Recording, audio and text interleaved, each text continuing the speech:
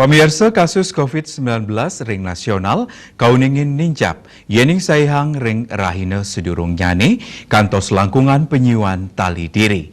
Ring tanggal 12 April warsa kali tali kali likur taler kantun kepanggih penyuan tali diri.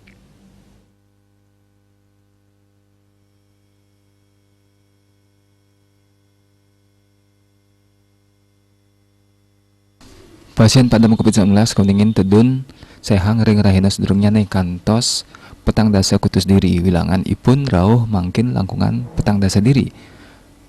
Kauningin wilangan pasien kenak langkungin kasus anyar kantos tigang talian diri. Anut ring data Kementerian Kesehatan yinayang pawahan kasus COVID-19 kantos langkungan penyuian tali diri. Dadasnya nih wilangan kumulatif ipun nenten langkungan 6 juta diri. Selanjutnya nih pasien kenak kauningin mawah kantos tigang talian diri. Nganinin pasien padam kepanggih petang dasa 3 diri dadasnya nih kumulatif ipun wenten langkungan 100 talian diri utawi kalih 0,6%.